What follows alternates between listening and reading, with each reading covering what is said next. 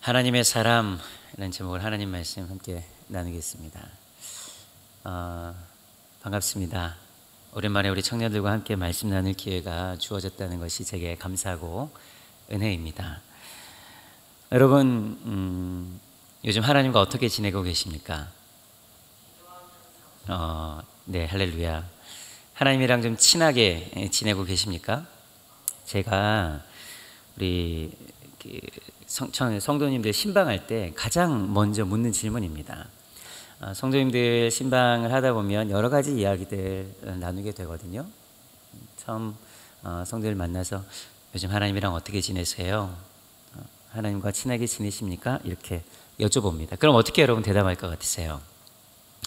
많은 분들이 이렇게 부끄러워서 눈을 이렇게 감추면서 예년 많지 못한 것 같아요, 이렇게 얘기하기도 하고요. 또 때로는 요즘 하나님께서 부어주신 은혜가 너무 커서 너무 감사하게 잘 지내고 있다고 대답하는 분들도 계십니다. 하나님을 갈망하고 하나님을 만나기를 원하는 하나님의 사람들이 많다는 것을 신방하고 또 성도들 만날 때마다 느껴요. 그리고 하나님 아니면 도저히 살아갈 수 없는 인생을 살아가는 사람들도 참 많습니다. 그런데 그 이후에 돌아오는 이어지는 꼬리에 꼬리를 무는 이야기는 많은 경우에 자녀들의 신앙생활은 어떻습니까? 이렇게 여쭤요. 자녀들은 어떻게 지내나요? 그러면 많은 경우 이렇게 안타까운 마음으로 요즘 자녀들이 좀 신앙생활 쉬고 있다는 이야기들을 왕왕하십니다. 그러면서 덧붙이는 말씀은 중고등학교 때까지는 우리 아이가 교회 열심히 다녔는데 청년이 되고 대학생이 되면서 잘 안 나가요. 어떻게 될지 모르겠어요. 다시 오겠지요? 이렇게 해요.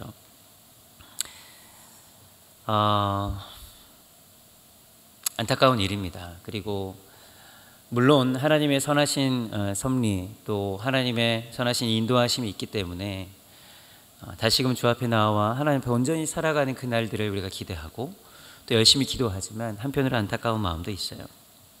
여러분, 그런 현상이 일어나는 이유가 무엇일까요? 우리 이곳에 계시는 청년들께서도 그런 과정들을 겪으셨던 분들이 있으리라 생각합니다만, 여러분, 이런 일들이 우리에게 일어나는 이유가 뭐예요? 하나님에 대한 혹은 기독교에 대한 회의감이나 실망감, 또 거절감, 그런 것들이 우리에게 원인이 되는 경우가 많지 않습니까? 제 주변에 그런 지체들이 많이 있었고 또 지금도 있고 또 다시금 돌아오는 청년들도 많이 계시는데, 여러분은 어떠십니까? 여러분 어떠세요? 하나님과의 관계 안에서 하나님 정말 살아계시는가 하는 이런 회의감이 가슴 한켠에 좀 자리하고 있지는 않으세요? 지난 금요일에 김태원 선교사님이라고 에티오피아에서 의료 선교를 담당하고 계시는 선교사님이 오셔서 말씀을 전해주셨는데, 이 선교사님은 제 대학부 선배이십니다. 그러니까 제가 여러분이 젊었을 청년부일 때 대학부 생활하던 교회 공동체의 선배님이세요. 그러니까 그분을 알게 된 지가 벌써 25년이 되었네요.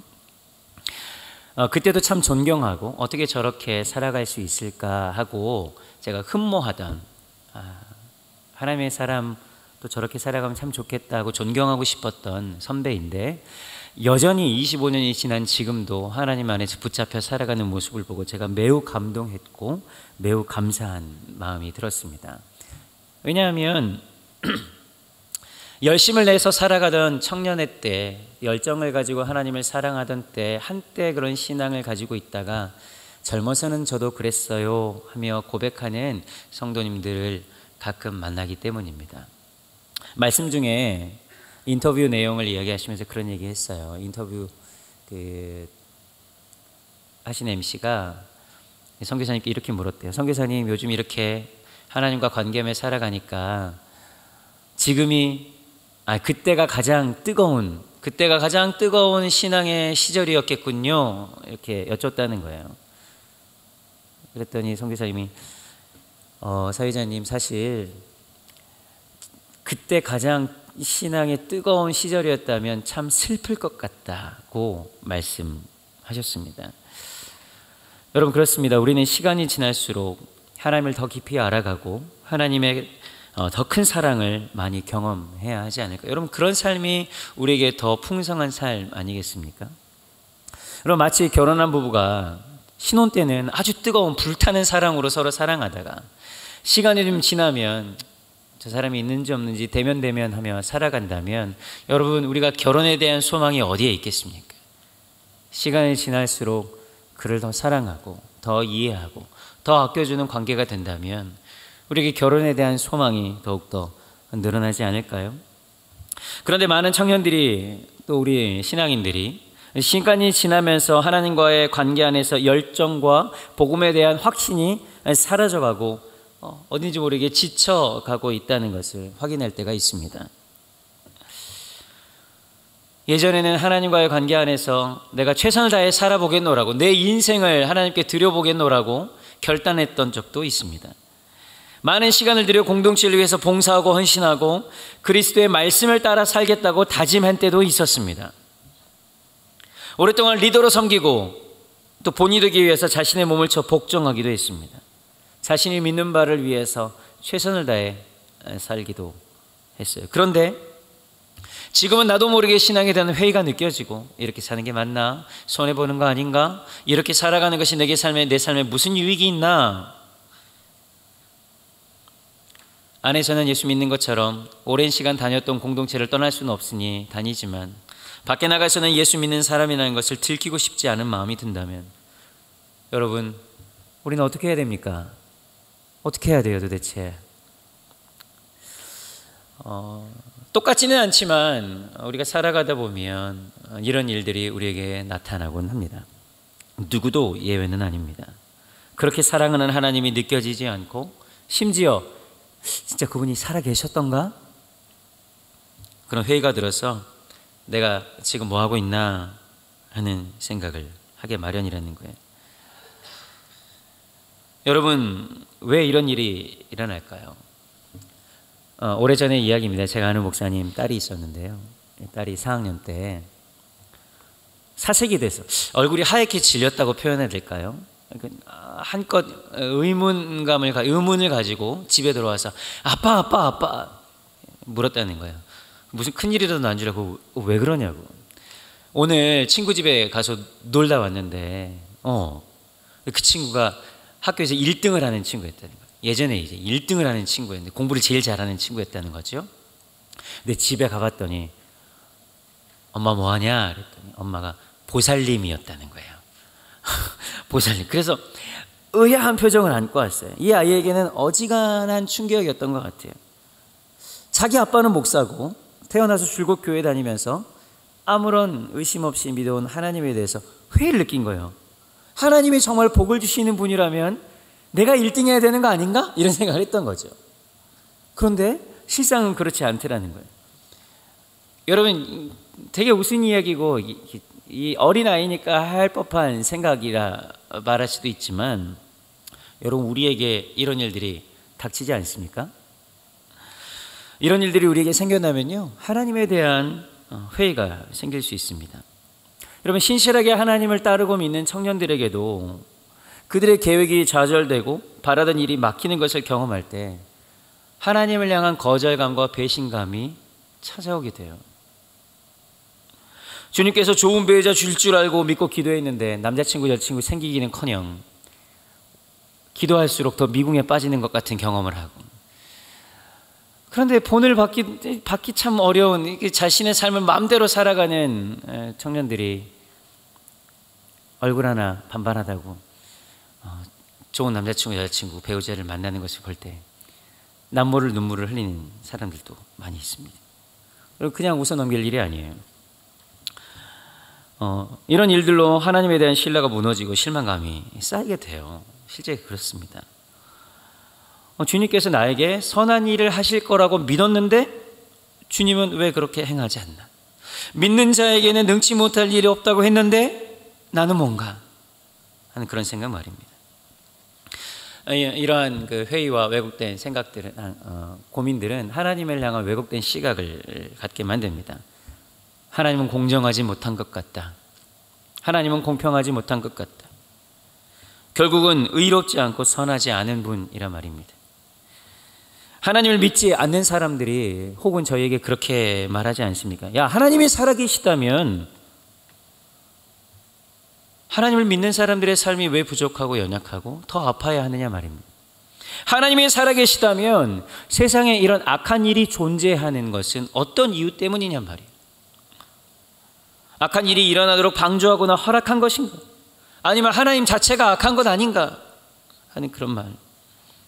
아니면 이 악한 일을 막지 못할 무능력한 존재가 바로 하나님이라는 존재 아닌가 말이에요. 이스라엘 백성들이 똑같은 질문을 했습니다. 자신들은 하나님께 택함을 받은 사람들이고 선민이라 생각하며 살았는데 바벨론에게 허무하게 멸망당해버리는 그들의 모습을 보고 도대체 이런 일이 어떻게 일어날 수 있느냐 말이에요. 우리가 아무리 죄를 지었기로서니 우리보다 더 악한 바벨론에게 우리가 멸망당할 수 있느냐고 하나님께 따집니다. 하나님의 공의는 어디에 있느냐는 거예요. 내가 잘못해서 겪은 일이라면 인정하겠는데 우리 조상들이 잘못한 일을 왜 우리가 당해야 하느냐는 이스라엘 백성들의 이 처절한 외침 가운데는 하나님을 향한 거절감이 있는 거예요. 다시 한번 묻겠습니다, 여러분. 여러분 삶에 이런 일들이 나타나면 여러분들은 어떻게 하시겠습니까? 갑자기 믿음의 회의가 되고 지쳐서 열심도 사라져 버린다면, 또 그 문제 때문에 고민하고 있지만 떠날 수는 없어서 교회 안에 머물고 있는 사람들이 있다면 우리는 어떻게 해야 될까요? 여러분, 이게 쉬운 문제가 아닙니다. 매우 복잡한 문제이고 어쩌면 우리의 생명과 직결되어 있는 문제이기도 합니다. 오늘 말씀은 이러한 위기와 아픔이 예상되는 한 신앙인, 그것도 젊디 젊은 한 그리스도인에게 전해진 짧은 메시지입니다. 이 말씀을 통해서 오늘 청년들에게 하시는 하나님의 음성이 들려지기를 진심으로 바랍니다. 여러분, 디모데에게 쓴 이 편지, 디모데의 전서잖아요. 디모데에게 쓴 편지예요. 이 편지는 에베소 교회를 책임지던 이 디모데라는 젊은 사역자에게 사도 바울의 당부를 담아 쓰여진 편지입니다. 여러분, 에베소는 어떤 도시였을까요? 에베소는 당시 소아시아의 수도, 지금 튀르키예 지방에 매우 번화한 경제적으로, 문화적으로, 사회적으로 매우 중심지였던 곳입니다. 불가사의라고 여기는 아데미 신전이 거기에 있었고 종교 행위 및 주술, 점술이 아주 성행하던 도시였습니다. 이곳에서 사도 바울은 도시를 중심으로 교회를 개척했거든요. 사도 바울이 2년 동안 복음을 전합니다. 2년 동안 복음을 전할 때 에베소에 교회가 세워졌어요. 그래서 바울이 2년 동안 가르치고 떠나면서 이 교회를 책임질 사람으로 디모데라는 젊은 사역자에게 이 교회를 책임지라고 맡기고 떠납니다. 그러니까 아주 젊은 청년 담임 목사님이신 거예요.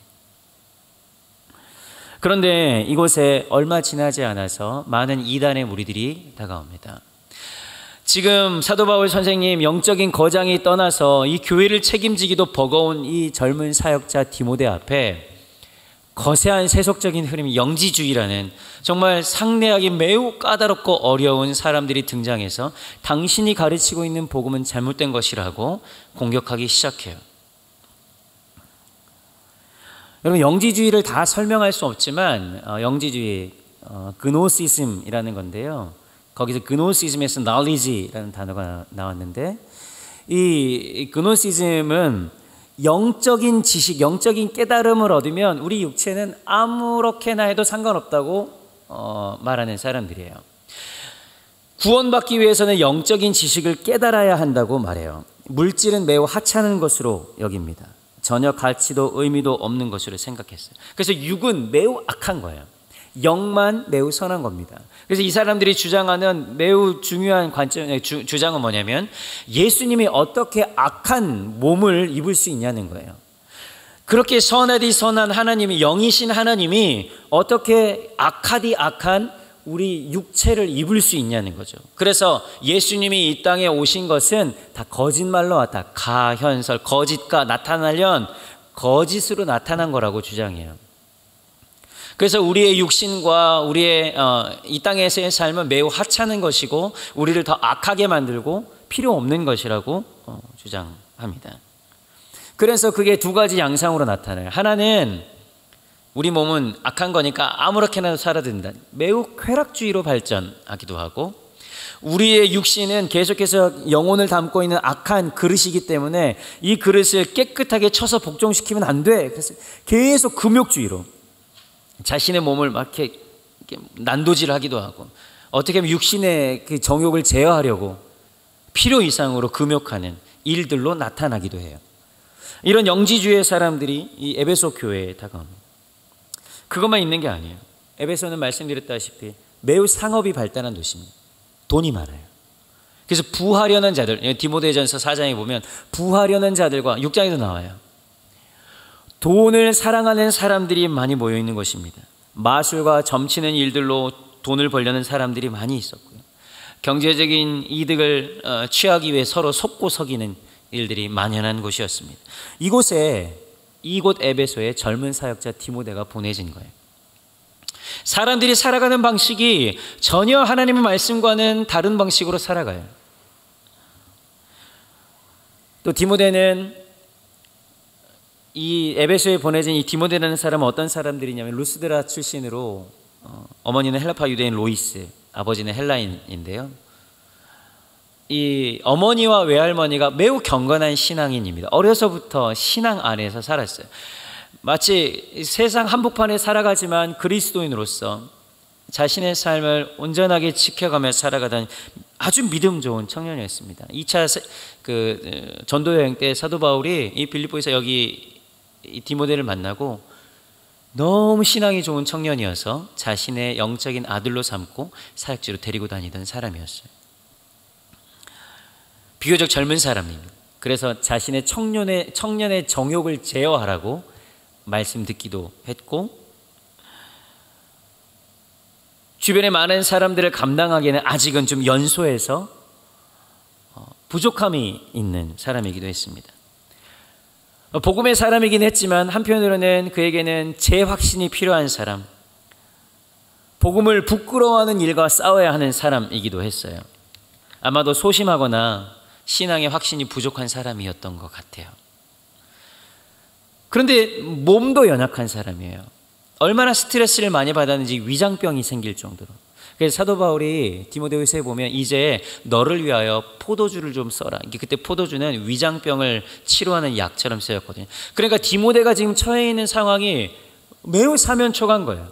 나는 능력도 없고 내가 가진 것은 하나도 없는 것 같은데 주변에 내가 감당해야 되는 것은 너무 버거운 일. 여러분 직장 생활하는 청년들에게 여쭙고 싶습니다. 여러분 지금 여러분에게 책임지어진 일들을 온전하게 감당해내고 있습니까? 선배들이 그렇게 살아가라고 그거 일 이렇게 쉽게 하면 된다고 눈속이 많은 방법을 가르쳐주긴 했는데 믿음의 신앙의 양심상 도저히 그것을 감당할 수 있는 능력이나 상황은 안 될 것 같고 또 양심상 그렇게 하진 못할 것 같고 이 일을 어떻게 해야 되나 사면초가에 쌓여있는 청년들은 안 계세요? 지금 딱 디모데가 그래요. 너무 많은 스트레스로 내 몸에 병이 나고 지금 육체적으로 내 스스로 제어할 수 없는 그런 심리적인, 영적인, 육적인 상황에 있는 청년들은 안 계세요? 여러분 바로 그 사람들에게 오늘 사도 바울이 말씀하고 있는 거예요. 디모데는 이 에베소의 여러 가지 도전에 직면해요. 다시 한번 말씀드리면 자기가 지금 배우고 또 그 확신 안에서 가르치고 있는 것을 대적하는 사람. 여러분 젊은 사역자가 이렇게 말씀을 전하고 있는데 거짓말하지 말라고 누군가 와가지고 예배 시간에 막 손가락질하고 소리 지른다고 하면 생각해 보세요.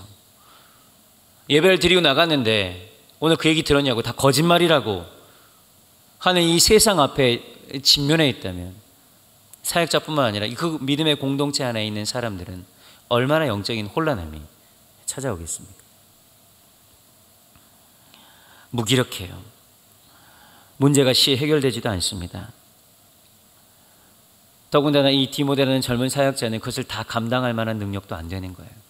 청년들이 와서 목사님 이런 일들이 있는데 어떻게 해야 될지 모르겠어요. 우리 성도들의 삶의 무게는 너무나 커서 아무리 제가 할 수 있는 게 아무것도 없어요. 보이스피싱을 당해서 사기를 당한 사람들, 갑자기 암에 대해 선고를 받은 사람들, 사랑하는 사람이 하나님 나라에 가버린 일들, 내일을 어찌할 수 없는 이 절망감 속에 찾아와서 어떻게 해야 될지 모르겠다고 상담을 요청해요. 제가 무슨 힘이 있습니까? 그 디모데도 마찬가지인 거예요. 도대체 무슨 힘이 있느냐 말이에요. 그러니 지속된 이 스트레스로 인해 몸이 병드는 거죠. 아마 디모데는 자신의 사역의 현장에서 도망가고 싶었을지도 몰라요. 그런데요, 주변에는 너무 화려해요. 소아시아 지역의 당시에 뉴욕 같은 곳이건 돈이 너무 많아요. 주변에 가면 넘쳐나는 화려한 것들이 우리를 유혹하고 있어요. 디모데가 회당에서 교회에서 그들을 가르칠 때 금욕하고 서로 자신의 정욕을 절제할 것이 가르치지만 세상 한복판에만 나가면 돈으로는 못할 일이 없는 그런 세상 한복판에 사는 거예요. 디모데를 유혹하고 있는 그 돈의 위력, 그를 흔들기에 충분했습니다. 하나님보다 돈의 안정감을 느끼며 살아가는 사람들을 보고 또 돈의 능력을 확인할 때마다 가난한 사역자 디모데는 얼마나 그 마음이 흔들렸겠어요. 여러분, 요즘 초등학생들만 돼도 돈 버는 게, 돈 잘 버는 게 가장 큰 꿈이라고들 하는데 여러분에게는 경제적인 상황이 어떻습니까? 어떻게 형편좀 괜찮습니까? 여러분, 돈은 진짜 능력이 있는 무시무시한 존재입니다. 그 돈의 능력을 하찮게 여길 수 없어요. 마치 돈은 그 자체가, 우리는 뭐 가치 중립적인 것이라고 하지만 그것 자체가 만몬인 거예요. 얼마나 능력이 대단한지 몰라요. 사실 젊었을 때 느끼는 돈의 능력은요, 아주 작아요. 여러분, 나이가 들잖아요. 나이가 들면 들수록 돈이 가지고 있는 위력과 능력을 더 깊이 느끼는 거 아세요?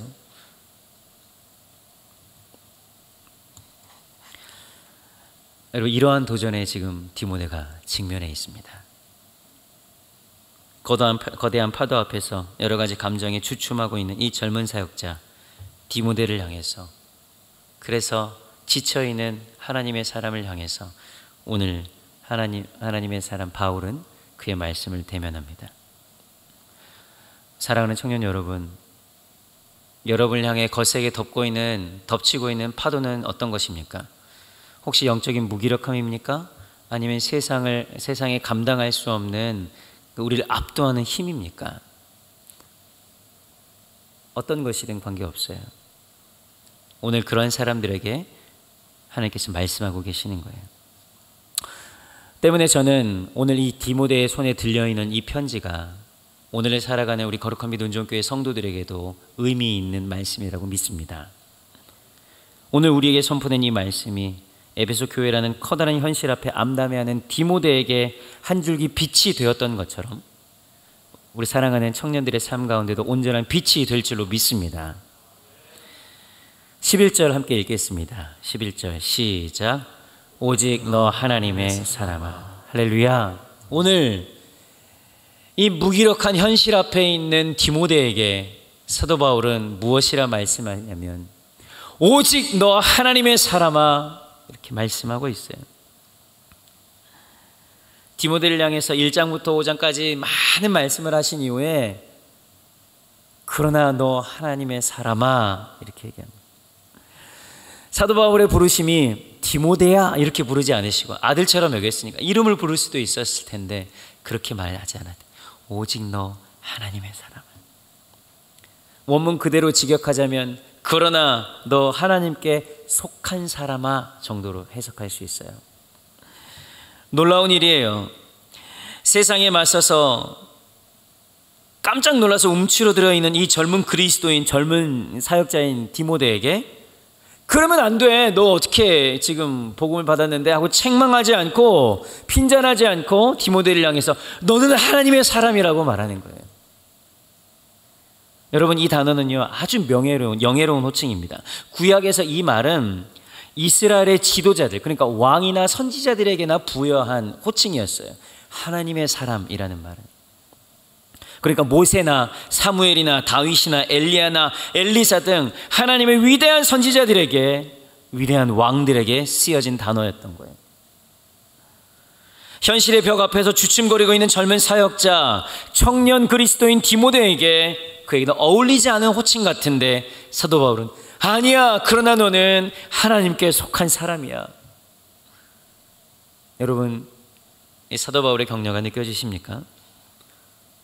왕에게나 어울릴 법한 호칭이라니요. 기둥처럼 여기는 바울 선생님은 디모데야, 괜찮아. 넌 원래 왕 같은 사람이야. 넌 이미 성숙해 있는 그리스도인이야. 용기를 너 잘할 수 있어 하고 격려해 주시는 거예요. 이 바울이 디모데를 부르는 이 호칭 안에는 디모데로 하여금 자신이 어떤 사람인지를 인식하게 합니다.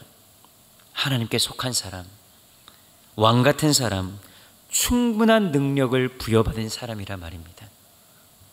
내 생각과 형편과 상태가 어떠한지 관계없이 하나님께서 우리를 그렇게 부르시고 기름 부으시고 그렇게 여긴다는 거예요. 우리의 존재는요, 여러분, 주변의 음성을 통해서 결정되는 것이 아니라 하나님의 평가와 시선에 의해서 결정됨을 믿으시기 바랍니다. 하나님께서 우리를 어떻게 여기고 있는가에 따라 우리의 인생이 결정되는 것이지, 세상이 우리를 향한 평가에 따라 우리의 인생이 좌지우지 되는 것이 아니에요. 감정에 의한 평가와 판단보다는 하나님이 나를 어떻게 바라보고 계시는가, 그 음성을 내가 듣고 그 뜻을 내가 받아들이는가 그렇지 않은가에 달려있어요. 여러분, 속지 마세요. 사단은 지속해서 세상의 목소리로 우리는 하찮은 존재라고, 너희가 도대체 뭐 할 수 있느냐고, 너희 능력이 그것밖에 안 되는데 네 인생 그렇게 살면 그것만이라도 된 거라고 우리에게 말할지 모르지만, 여러분, 그건 사단의 음성임을 기억하십시오. 우리 주님 우리에게 절대 그렇게 말씀하지 않으세요. 여러분, 그런 하찮은 인생을 위해서 예수님께서 십자가 지시고 당신의 목숨을 우리를 위해 죽으시지 않으셨단 말이에요. 지금 내가 손에 무엇을 쥐고 있는가, 어떤 능력과 자격을 갖추고 있는가가 아니라 내 안에 있는 하나님의 가능성을 우리가 깨닫게 될 때 우리의 인생이 다시 리셋되는 거예요. 여러분, 그래서 우리가 집중할 것은요, 나 스스로가 평가하는 내가 아니에요. 여러분이 여러분 스스로를 생각하는 것보다 여러분 더 대단한 사람이에요. 왜? 하나님께서 우리를 하나님의 사람이라고 부르고 있기 때문에. 지금 잠깐 실패한 그것이 우리를 완전히 판단할 수 없어요. 지금 잠깐 멈추고 있는 내 삶의 모습이 언제나 내가 아니란 말이에요. 하나님의 일은 지금 내가 가지고 있는 소유나 능력이나 지위로 일하는 것이 아니에요.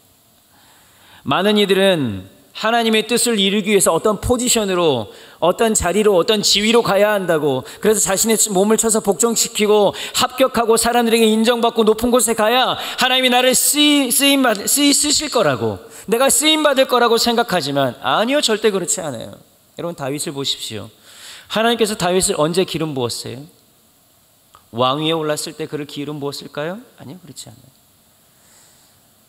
하나님께서 다윗을 기름 부으시기 위해 사무엘을 보냈을 때 다윗의 아버지 이새는 다윗을 사무엘에게 소개하지도 않았어요. 그는 어디에 있었어요?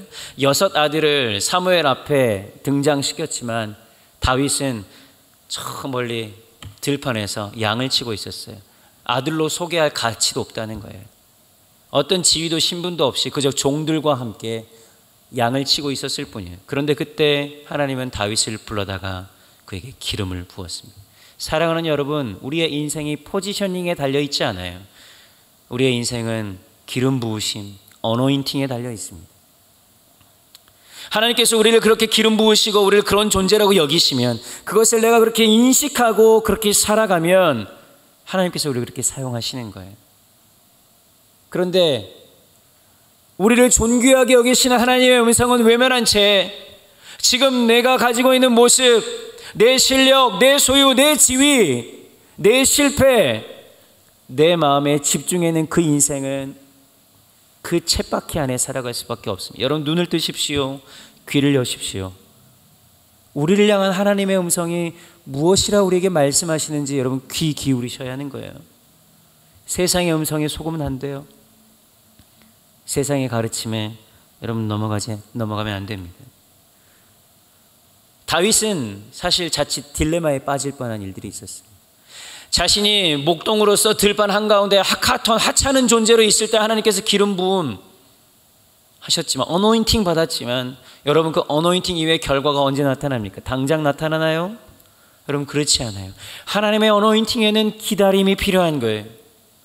이 기다림의 과정을 통해 하나님께 집중하고 내 지위를 향해, 내게 약속하신 그곳을 향해 지속해서 우리의 시선을 두는 것이 아니라 나를 사용하겠다 하시는, 나를 그렇게 보시는 그 하나님께 우리의 마음에 갈망을 드릴 때 하나님께서 우리 가운데 일하시는 거예요. 다윗은 광야를 헤맬 때 넘어질 뻔했어요. 당장 그것이 오지 않는다고요.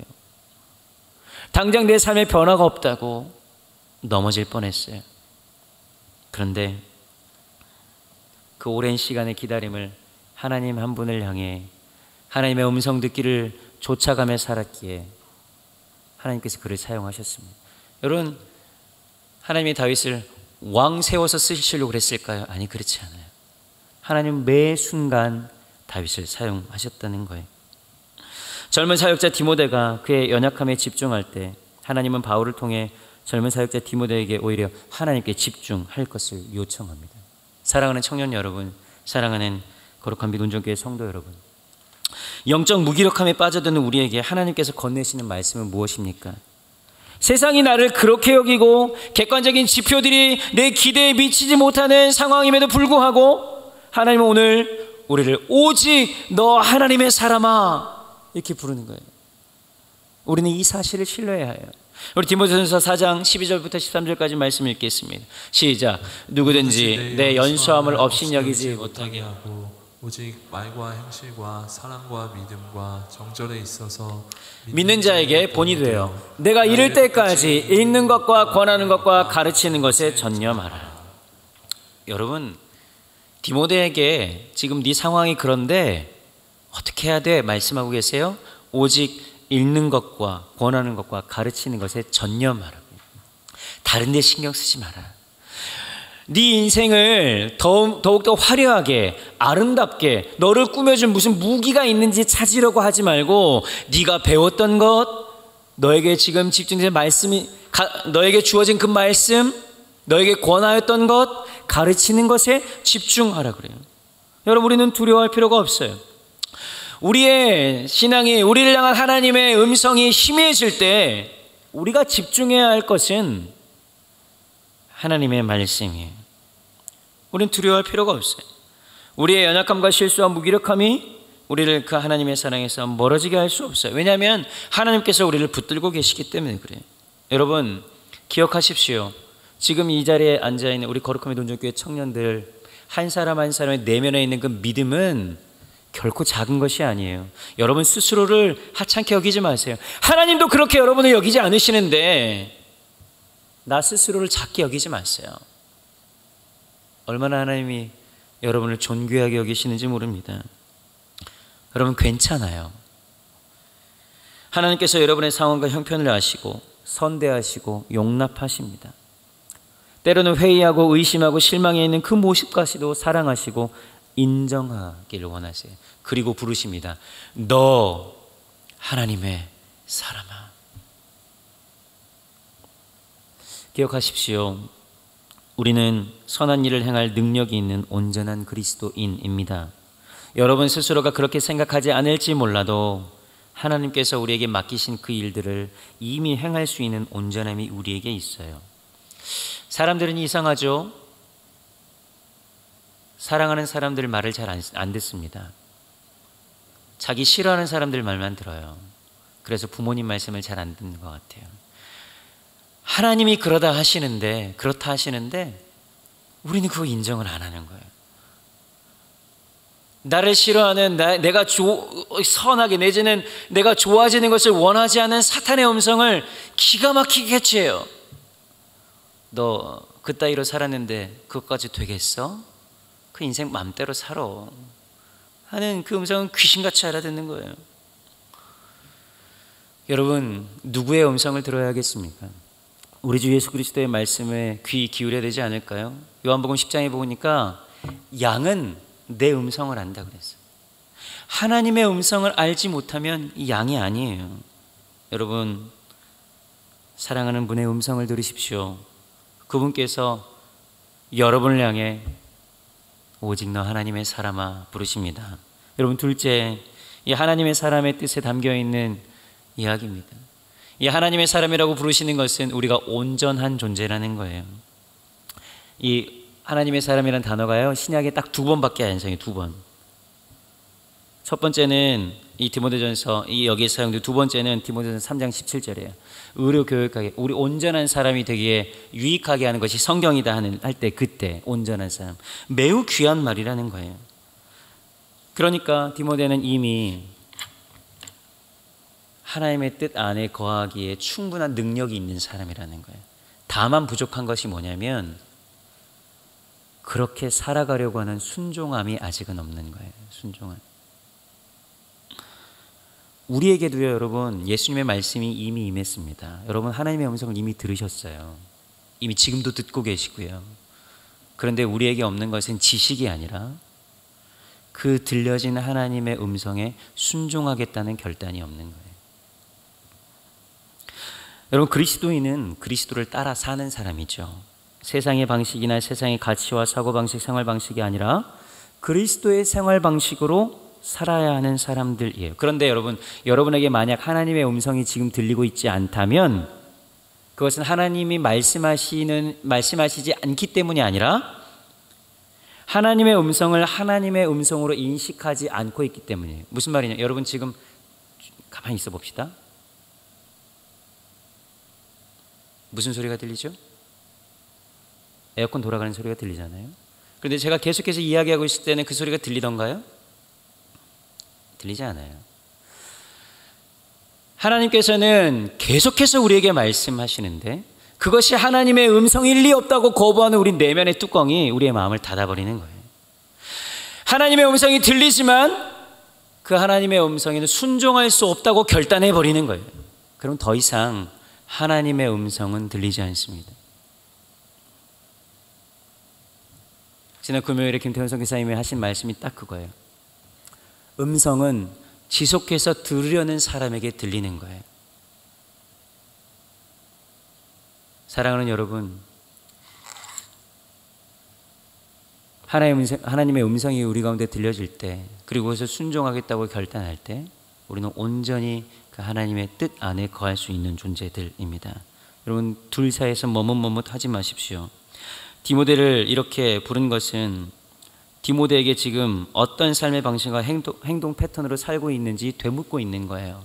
디모데야, 네가 무기력함에 빠져 있는 이유가 왜 그런 거니? 혹시 하나님의 분명한 뜻이 있음에도 불구하고 둘 사이에서 머뭇하고 있기 때문에 그런 것은 아니니?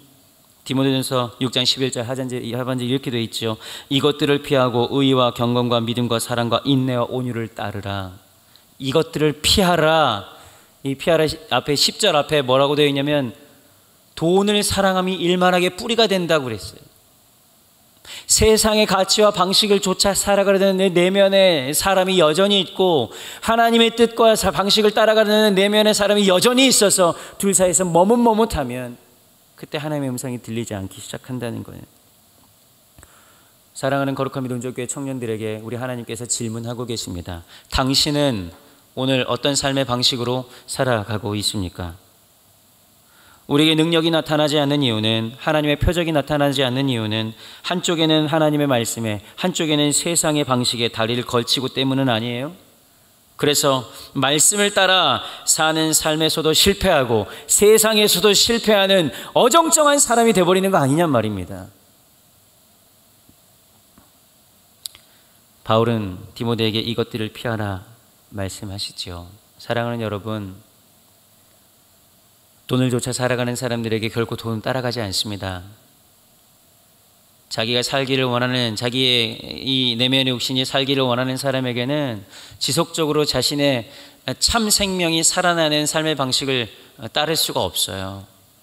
오히려 진짜 생명, 진리 되신 예수 그리스도를 따라갈 때 우리의 삶이 그리스도 안에서 온전한 자유함을 누리게 되는 거예요. 이것이 영적인 원리예요. 영적인 빈익빈 부익부가 바로 이런 거예요. 세속적인 사람들이 그리스도의 방식으로 살 수 없듯이 그리스도인은 세속적인 삶의 방식으로 살아갈 수 없습니다. 머뭇거리지 마십시오. 그리스도의 생명과 바꾼 존재, 하나님 자신의 생명과 바꾼 존재, 여러분은 하나님께서 자신보다 더 사랑하는 존재들입니다. 하나님께서 느껴지지 않는다고요? 아니요. 주님은 언제나 우리와 함께 하셨습니다. 단 한순간도 떨어진 적이 없어요. 그저 우리가 그 주님을 향한 마음을 닫고 있었을 뿐이에요. 하나님께서 우리에게 말씀하신다는 것은 우리에게 기회를 주신다는 말입니다. 여러분이 하나님의 사람으로 살아갈 수 있는 기회, 그 기회를 붙잡는 저 여러분 되었으면 좋겠어요. 사랑하는 여러분, 우리 여러분이 어떤 사람들인지 다시 한번 기억해 주셨으면 좋겠습니다. 세상이 여러분을 부르는 그 부름과 그 이름으로 살아가지 않고 하나님이 우리를 부르시는 그 부름과 이름으로 살아갑시다. 하나님은 이름을 바꾸시는 분이시거든요. 그것이 믿음의 선한 싸움을 하는 방식이에요. 그것이 유한한 존재인 우리가 영생을 취하는 방식입니다.